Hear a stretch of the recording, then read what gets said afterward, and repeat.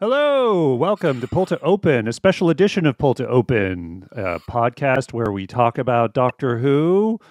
And there has been so much news, so much since The Power of the Doctor, that we thought we would need a special episode just to go over some of it and some of our thoughts on it. So I'm Pete Paschal. And I'm Chris. I'm Chris Taylor. Sorry to step on your intro there, Pete. No, it's all good. But I'm just so excited to talk about it. We have so much stuff. By the time you're listening to it, Doctor Who will have turned 59 years young, which it did on Wednesday, the 23rd of November, which is in the past for you. Hey, there we go. The happy birthday, Doctor Who.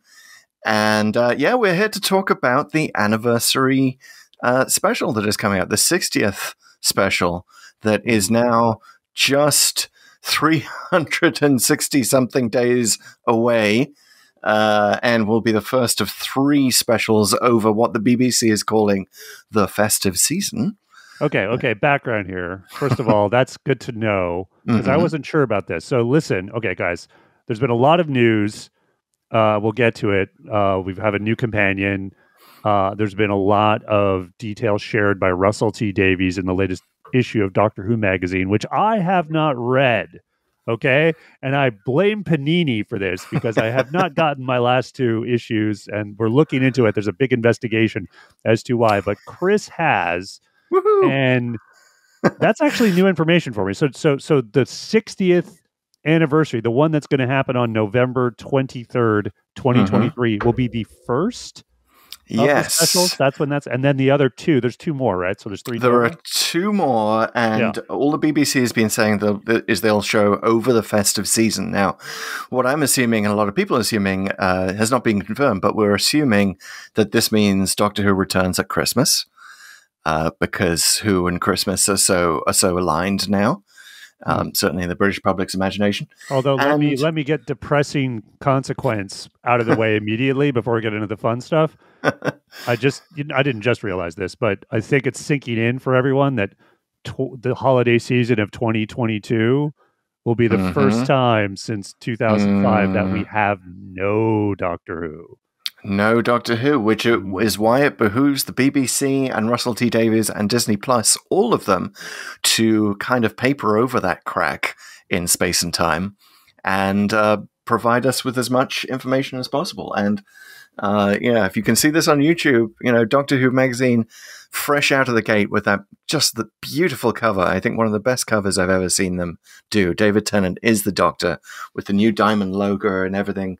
Tennant looking fabulous. So they're going to want to keep us excited before through the Christmas season, through the New Year, and into 2023 by just sort of this steady drip feed of revelations. I'm kind of holding out hope that RTD will put on his Father Christmas outfit at some point and essentially give us a webisode or some kind of, maybe not something on the scale of Time Crash or whatever, but something a little something. Maybe it's just a trailer. I don't know. That we get something either around Christmas or New Year's. I don't know. Maybe that's a naive hope at this point, but I think it's entirely possible. Yeah, especially if there's going to be any sort of Disney Plus launch of episodes on the service, I feel like Disney is going to want some new content for that. Yeah. And they've had some time. I mean, they wrapped all this stuff months and months ago. So, maybe he packaged a little something. I'm hoping. It's hopeful, yeah. I mean, one of the interesting things in this magazine, not to get too deep into dissecting the issue yet, we'll get to a lot of what it reveals, but I'll just say this: the comic strip is now canon. It takes place immediately after The Power of the Doctor. So David Tennant, 14th Doctor, goes back into the TARDIS, has an adventure. I won't spoil it for you. It's worth a read because there is a surprise in there. But it does suggest that RTD is thinking very deeply about this, about how to put it into chunks, and that he has made this space available immediately after The Power of the Doctor for other things to happen.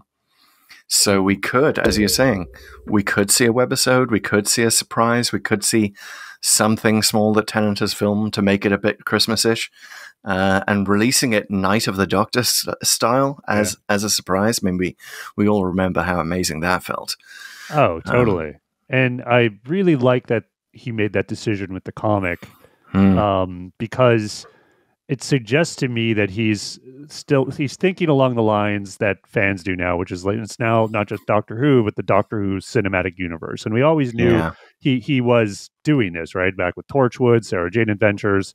But now with, just all the media and channels, people are encountering the show and talking about, I mean, just look at, us and our podcast and our TikToks and whatever, understanding that and trying to weave as much of that into what he's trying to create. I think that gives me a positive, very strong indication that when Doctor Who reaches its next incarnation, if you will, there's going to be this sort of back and forth throughout. It's kind of an interesting contrast. I wrote about this when Night of the Doctor came out, because basically that was a time in which the Star Wars universe was being revived. Disney had just bought Lucasfilm, and yet we knew nothing. We knew nothing about Force Awakens. We were making up all sorts of insane theories, and it was because we weren't being provided with anything. So I basically did a story that was like, "Hey, Star Wars, this is how you do it. This is how you keep us on a drip feed, and surprise and delight us." Pointed to Night of the Doctor in particular. In particular, the unexpected regeneration, the unexpected return of a fan favorite. Just a 5-minute episode, but it got everyone so excited. So I would love to see RTD do something like that. He is, you can absolutely take it to the bank that he does want to surprise and delight us, and he knows how to do it. And he's a big fan himself, so that's he's pleasing himself as number one fan. It's kind of how you do it. Increasing my hope and anticipation that he's got something up his sleeve for the coming holiday season. So obviously no news. That's just my speculation, but that's what I think. So speaking of news, though, why don't we get to the most recent headline? The big thing that happened almost in the last 48 hours for us, but is a little, for further back for people listening, that they've actually announced the new companion that will be alongside Ncuti Gatwa. And that is none other than Mille Gibson, who will be playing a character named Ruby Sunday. Goodbye, Ruby Tuesday. Hello, Ruby Sunday. I love that Who fans are kind of zeroing in on the name, meaning they're talking about like, is this a sign that Doctor Who's going to screen on a Sunday still? Like that's his new home. Like, come on, guys, calm down. Just because her name is Ruby Sunday doesn't mean everything you might think it means. But it was cool. They did tease it with a little ruby symbol, like a little diamond symbol. They've been doing the 2 hearts plus thing on social media. I hope RTD isn't naming people for emojis. Just for thinking about the emoji reveal and like, what can I call them? I'll call them head explodey. Yes, female cop. Yes, welcome new companion thinking face. But Ruby Sunday, I mean, I don't know. We don't want to read too much into it, but did you like? I thought the Ruby Tuesday thing too. Like, is that a thing? Like, what? That's just kind of it's a fun name, but it's a little like, okay, that's a tad weird. It's very RTD. It's sort of like, take a thing that you have. I wouldn't be surprised if he was listening to the Rolling Stones song or any of the covered versions when he was just naming this companion. He's like, oh yes, that's brilliant. Do it. He said it in a more Welsh accent. Well, at least she's not Ruby Sunday Jones. She would have been a little bit tired. So they revealed her on, I think it was the Children in Need special, and there was this whole dramatic thing. That's right. Where she walks out of the TARDIS. She got a more dramatic reveal than Ncuti Gatwa did. Yeah, absolutely. So that was all fun. And then they also showed Ncuti Gatwa. But by the way, just one more word about that reveal, which was it was fine, and I know you do this, and it's all marketing. But she's kind of an unknown, right? And which is great. I love that. First of all, I think this is, I've said this, I think a couple of times, at least on the podcast, that I love that new doctors, new companions are unknown, and then they become known for that role.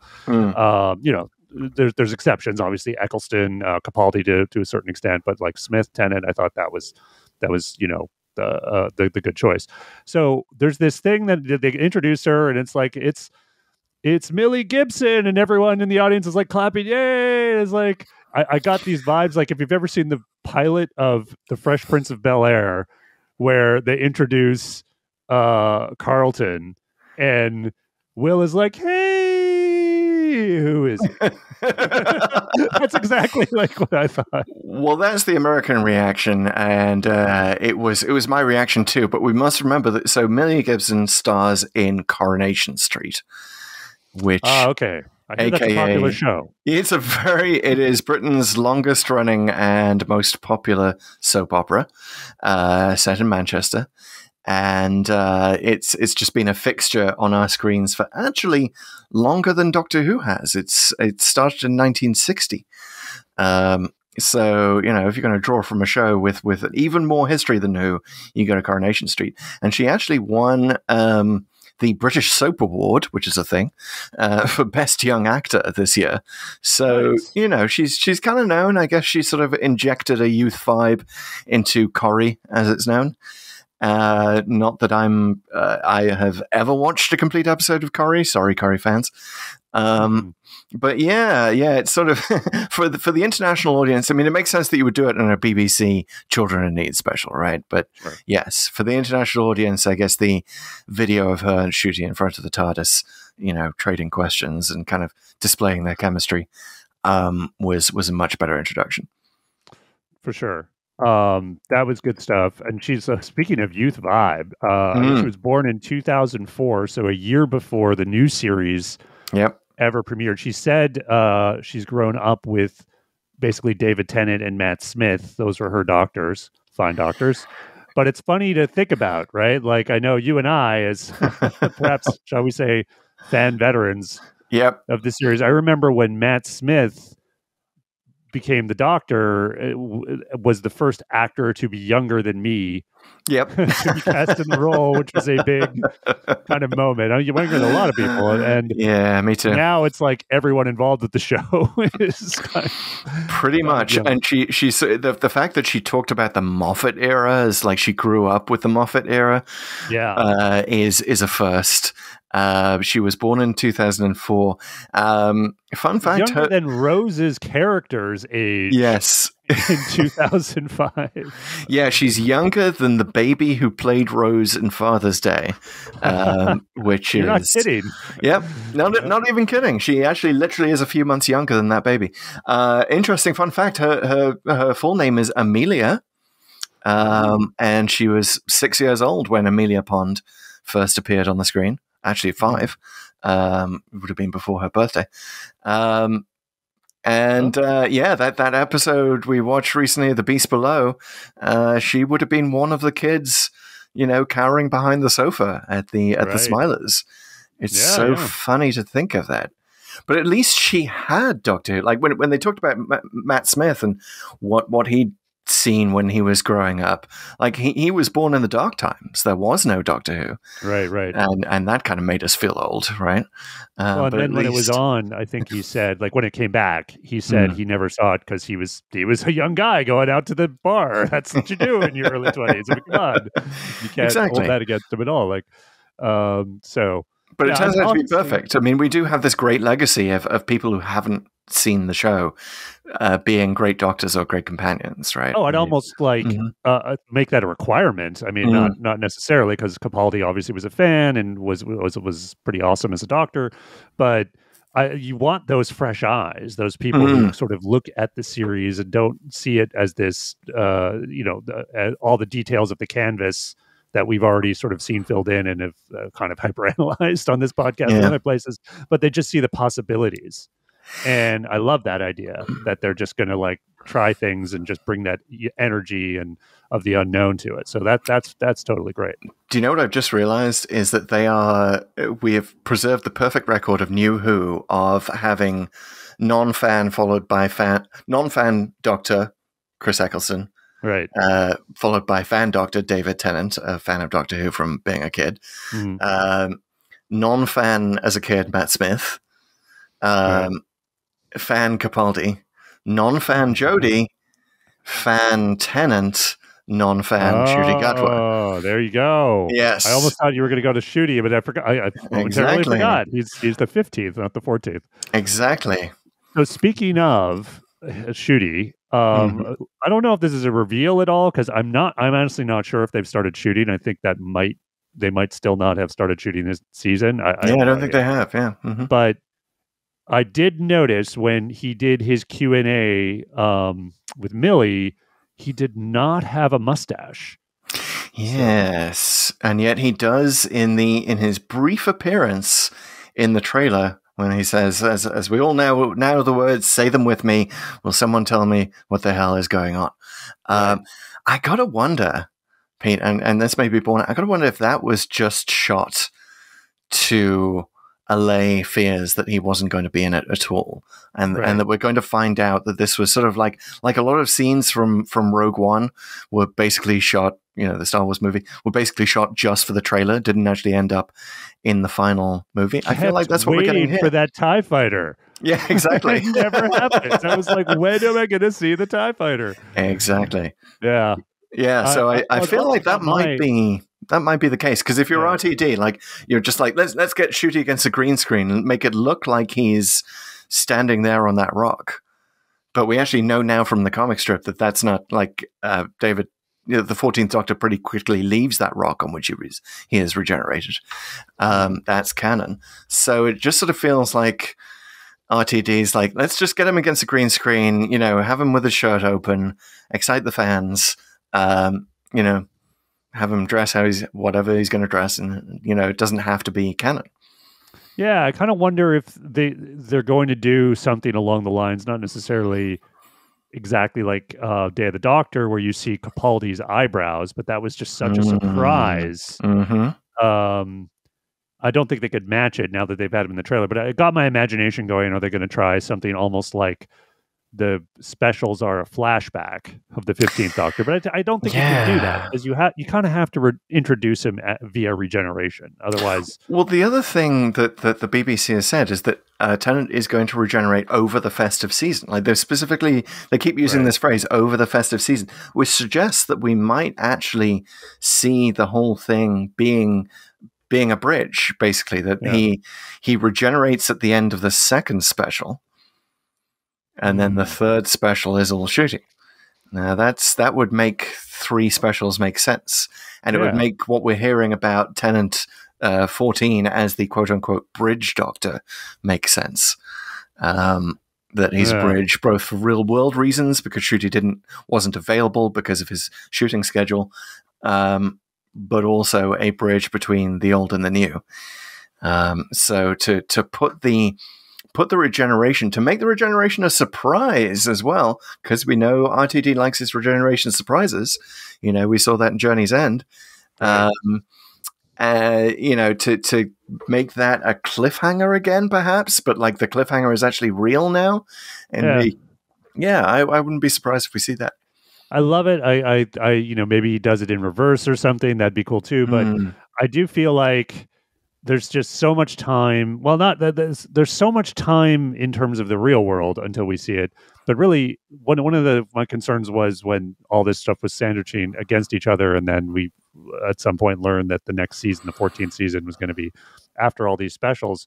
We're getting kind of like special after special after special after special, right? So whereas I don't know, maybe it's going to turn out to be all right, but I'm almost hungering for just a season of Doctor Who again. It's all been sort of gimmicks. Even Flux, was kind of like this season-long arc, which kind of worked and kind of didn't.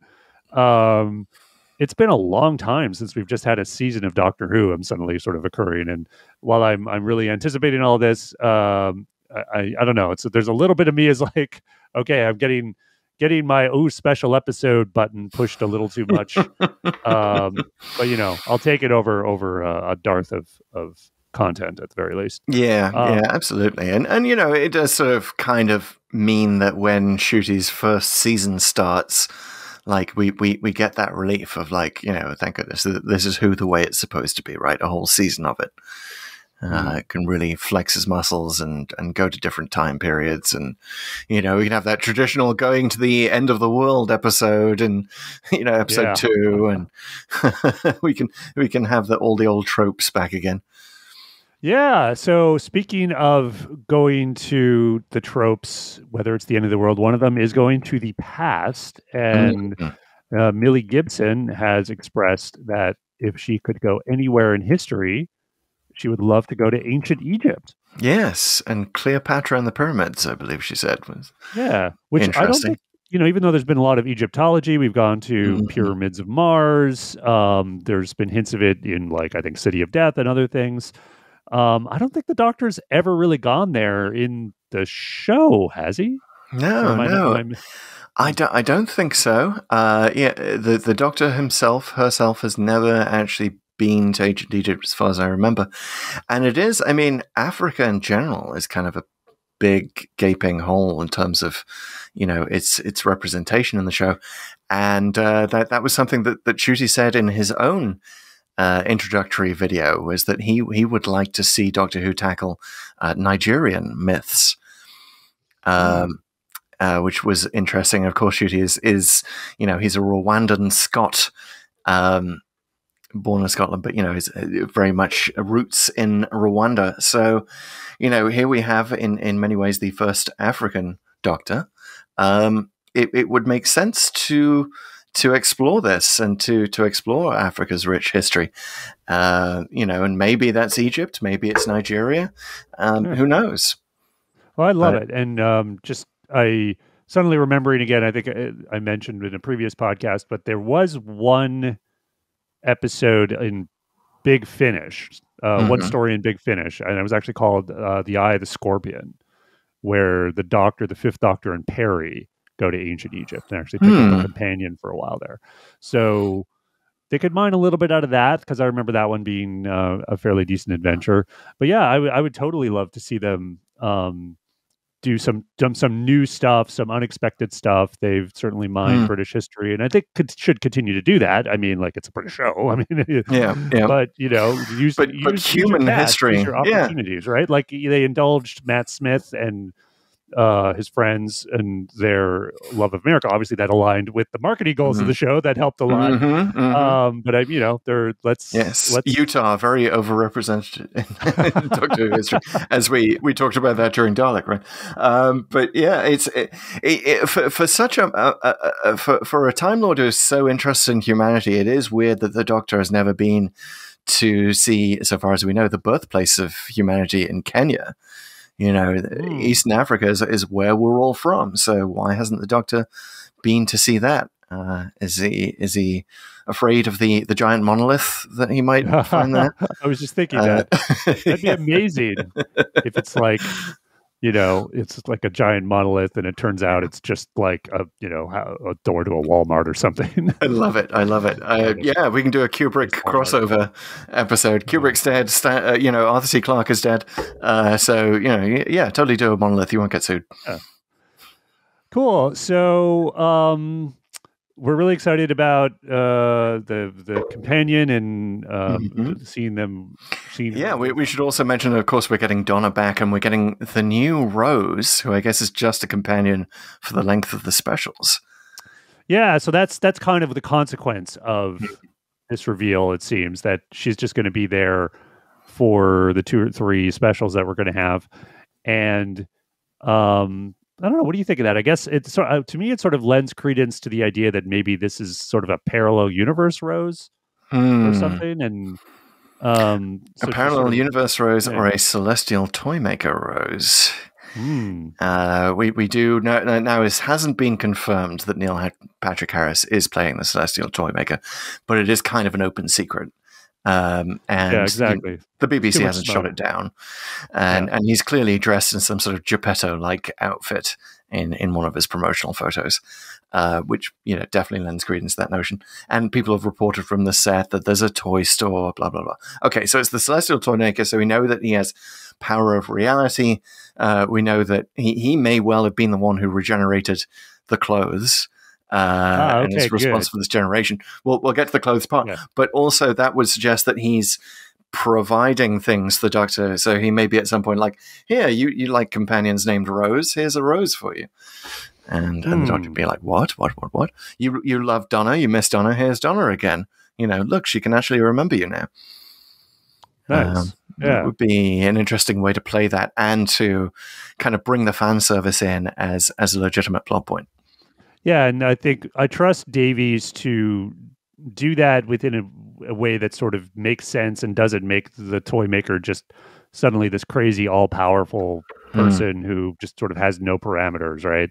I know he's going to think it through and just sort of have it all make sense. So we trust the Davies still, although I will say, if we can transition a bit to the clothes thing, I'm a little starting to wonder a little bit of his judgment on why he's doing certain things. So as everyone knows, okay, in The Power of the Doctor, for not necessarily the first time, but the first time since like 1964, 65 or something, the Doctor's regeneration also regenerated her/his clothes, right? And you should probably fill us in on this, Chris, because you've actually read the interview. But I understand it. He basically did this to get ahead of internet trolls. Is that right? Yeah, I mean that was definitely part of his thinking, and this is why the quote from the interview is, "I was absolutely certain that the clothes would regenerate. Nothing would have changed my mind." And he said that there's a more to that. He says basically, I think the notion of men dressing in women's clothes, no sort of drag, is very delicate. Huge fan of that culture, the dignity of it, truly valuable thing, but it has to be done with respect. And to put a great big 6-foot Scotsman into them looks like we're taking the mickey. So and it was already played with, and it was kind of interesting that they played with it within Power of the Doctor, right? They had the Master regenerate in Jodie's clothes. And he's like, also, right. I guarantee you, is the only photograph some of the papers would print for the rest of time. We could have him dressed as God or dressed as William Hartnell, and this is the only thing they print. Here's my view. I hate to sound like an armchair quarterback here, okay? But because he's Russell Davies, he's way more entitled to make these decisions and consider them than I am. So take everything I'm going to say with the unqualified grain of salt that I'm about to say. But I do think he's doing the right thing for the wrong reasons here. In that, to a large extent, who cares what the internet trolls or whatever paper does, whatever newspaper does down the line. I mean, it's just, and I think it's a little bit overthinking it and getting ahead of it too much. In that, sure, there's some there's. I'm not saying he's wrong. It's that to use that as the determining factor here essentially takes all of future Doctor Who, and there's going to be, again, showrunners are going to do what they want, but it's kind of like setting this precedent from a out of the show standpoint that whenever you have a female Doctor regenerated into a male Doctor, you're going to have to regenerate the clothes too, which I don't think doesn't really quite. I mean, I don't. That's people will do what they want, but that's kind of the standard he's setting here. I don't think that necessarily follows. I mean, let's say that Ncuti lasts for another 3 years, right? It starts in 2024. That takes us through to 2027. That's sort of the average length of the Doctor's tenure. Roughly. 3-4 years. Yeah. 2027, 2028. I think by then, the moral panic over drag shows on the right will be long in the past. That's pretty optimistic of you. They'll have moved on to something else innocuous that they can demonize, but I think it's the right call. It gives you that spectacular scene. And if I know RTD, what he's actually going to do here, because he knows this is sort of the real world constraints, he is going to retroactively explain why Troughton's clothes changed as well. Because, of course, that regeneration happens post Celestial Toymaker.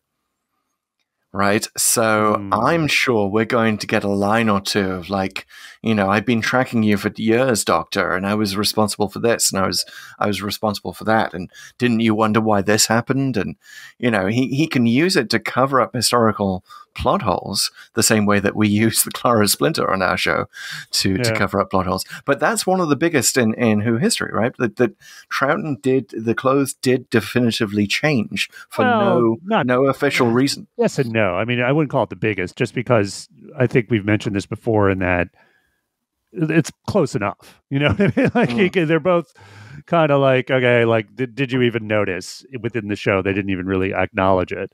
But I take your point, and I do trust Davies to do that, to do the line that essentially like explains it all, and certainly he's going to explain it in one way or another.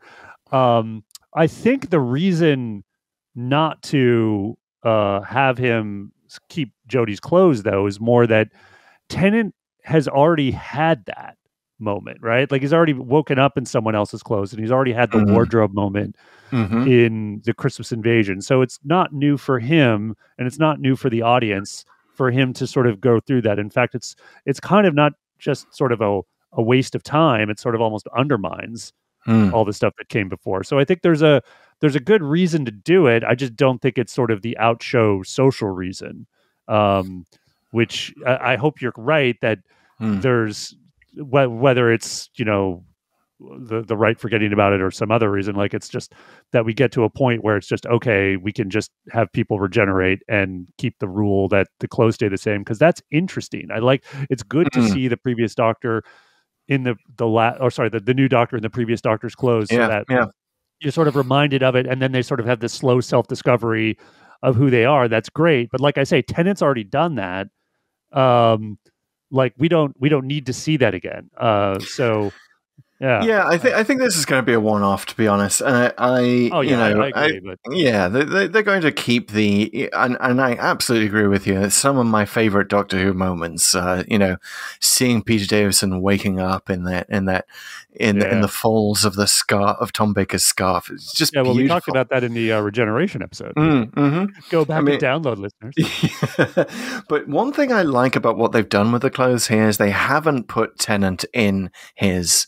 It looks like Tennant, if you're just blinking. But if you're an obsessive fan and you're zooming in, you saw immediately that this is not Tennant. In fact, it's sort of a clever mixture of his blue suit and his brown suit. Basically a check pattern. Yeah, I loved it. You can almost picture the note to the costume designer. Essentially, give us Tennant, but Tennant 2022.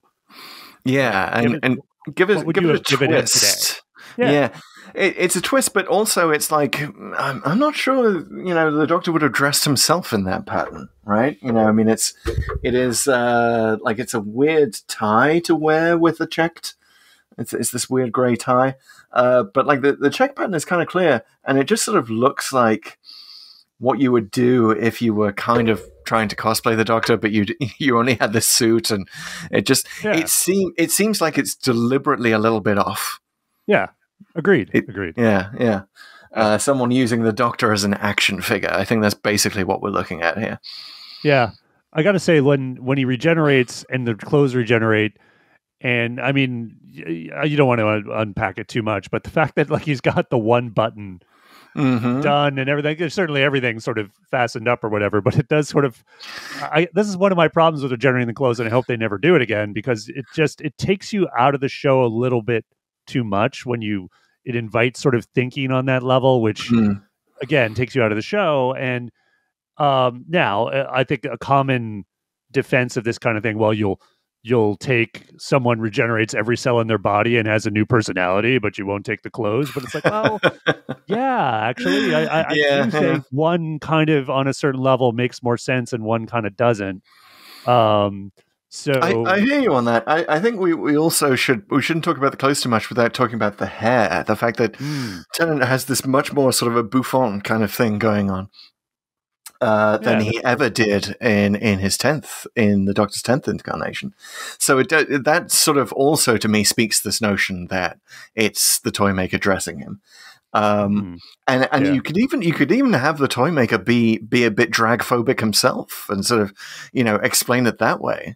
It's like, oh, come on, Doctor, I wasn't going to let you regenerate into a woman's clothes. That would be foolish. And sort of put it all on him. as Doctor Who often does, sort of take the external world's kind of conflict, put it into the show, put it into a voice of a villain, and make people realize how dumb it sounds. Yeah. Well, you're giving me more faith now, and this is going to be not just well explained, but well integrated into the next story. So I hope that's true. Chris, tell us more about this interview and things that he revealed. He revealed basically all of this, and I think we kind of knew this because on chatter on social media that it all came about from the tweet along during COVID on the Runaway Bride. It did, and I mean, this is one of the great things about Doctor Who fandom that I don't think you see anywhere else, is that the showrunner writes regularly for Doctor Who magazine. Chibnall did it, Moffat did it, RTD did it. It's certainly been a thing since the comeback. I don't know enough about the history of DWM, but it's a thing. You want to get it straight from the horse's mouth. You want to get all your latest teasers. Read Russell's column. Here it is, letters from the showrunner, in which he reveals that it actually started with the Runaway Bride, which is interesting given that the randomizer pointed us there. The randomizer knew. Now I'm starting to wonder if the Celestial Toymaker is in charge of our randomizer. But it definitely... So it was a tweet-along during lockdown, which was organized by Doctor Who magazine, Emily Cook of DWM. And they had enormous fun. And on 18th of December 2020, he says, Catherine texted me to say... Catherine Tate, that is, texted me to say how much she'd enjoyed it. She texted back, God, let's get David to do some more Doctor and Donna. I loved it so much. And he said that in his memory... Challenge accepted. Indeed. He said that in his memory he had made that, Catherine Tate had said that. But no, he was the one who suggested it when he looked back through his text messages.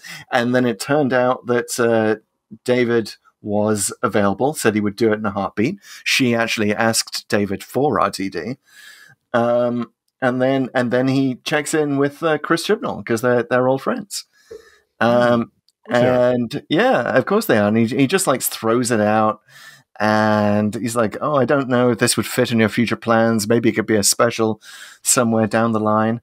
And then months go past, and then he's left his showrunner notes on a cliffhanger there, so we don't know what happened next. We'll find out in the next issue. Oh wow! Or the writer's tale part 2. Exactly. Guaranteed we'll hear all about it at some point for sure. We will. Nothing if not prolific about his process. But I just love that it just sort of he had this random idea and then it kind of gains steam on its own. And you can almost picture RTD going oh, no, wait, hang on, wait, oh, should I? He's got so many other irons in the fire, so many other projects. But of course he loves Who. And if it is explained to him that they need to fill this gap, they thought that maybe we could squeeze this in for the 60th special. It would all work out. And, I think he's totally up for it. But yeah, it's fascinating how much Doctor Who is kind of written on the back of the napkin, as it were. Yeah, and I think that's, I don't know if it's super common with all shows, but I think there's definitely, I get the sense that the whims of showrunners, at least as modern TV is made, tend to influence things more than maybe they did in the past. So I remember when Battlestar Galactica was being broadcast on Sci-Fi, almost 20 years ago now.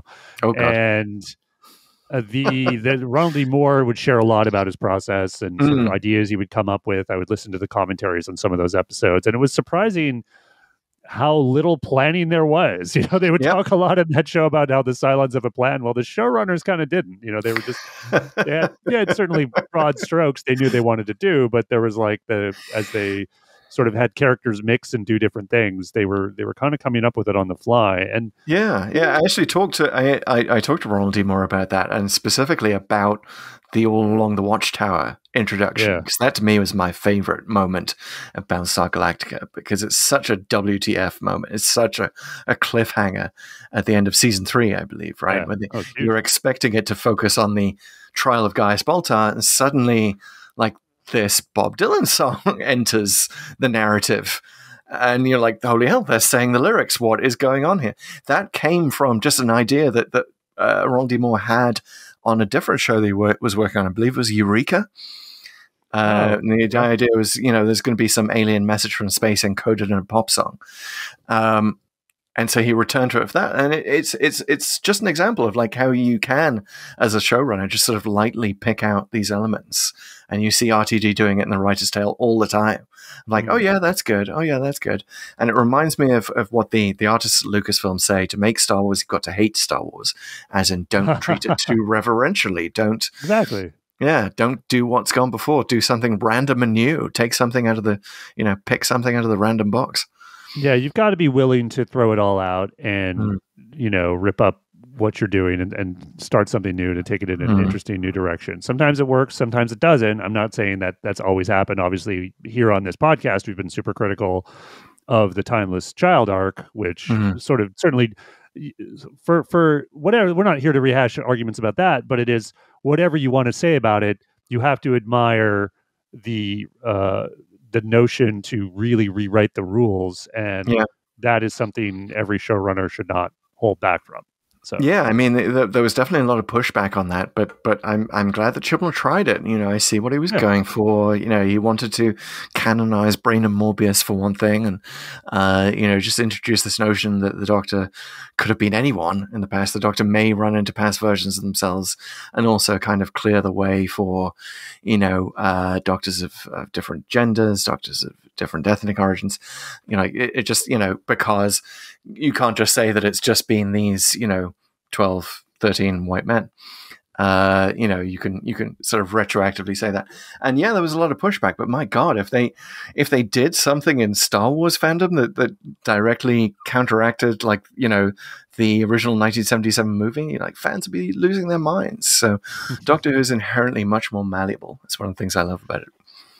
One of many things we love about it. All right. I think that brings us to most of the news here. There was one other tidbit, which is, I don't think it's good or bad news, was that Matt Smith apparently had confirmed that he is not going to be in the 60th anniversary special. And some people might think this is a mislead or something. I really don't think it is. I think it's just completely straight up.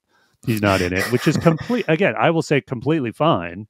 Tennant's already there. That's really all you need. And we just had a massive multi-Doctor crossover with the Power of the Doctor. And not that it's like too soon or anything, but it is a little bit too soon for Matt Smith. I mean, his era wasn't, it's almost 10 years ago now that he stopped being the Doctor, but we can give it a little more time, to come back to him. So. Well, he's got to stay baby-faced. That's my only admonition to you, Matt Smith, is you've got to, if we're gonna bring Matt Smith's Doctor back, it has to be fairly soon.